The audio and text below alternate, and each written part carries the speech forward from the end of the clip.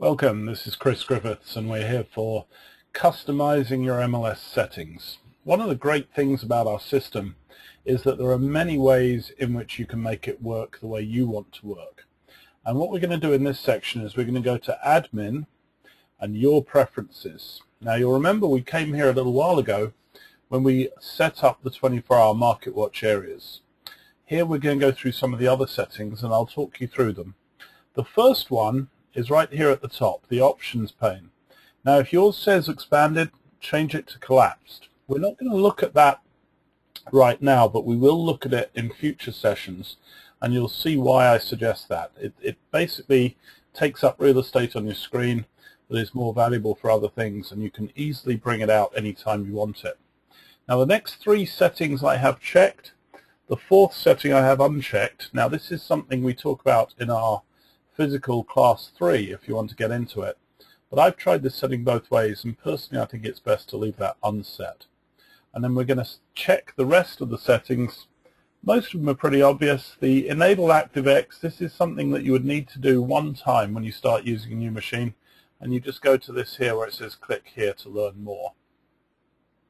Coming down to the next section, the listing input defaults, I would strongly suggest that you use the drop down and check Los Angeles. Now this does not mean that you can't take listings in other counties. It just means that since the majority of your listings are going to be in LA County, you don't have to check that box each time. It just saves you time. I would suggest leaving the city and area blank unless you specialize just in one community. And then we're going to move down to the searching defaults.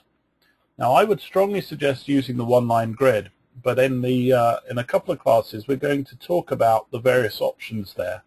And there are other choices if you want them, but let's use the one-line grid from now.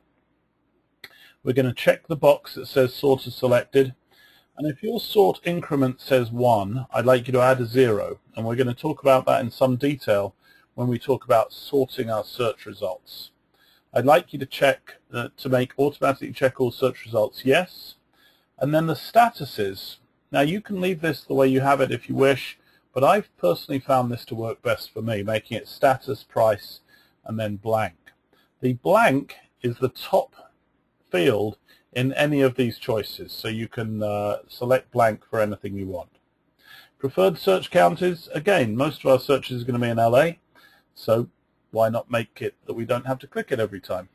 And then default size measurements, for some reason it defaults to acres, we want to use square feet.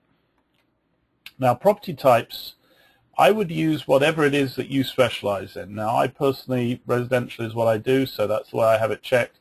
But if you specialize in residential income, have it checked for that. I would not check more than one because that will limit some of the subcategories that will be available to you.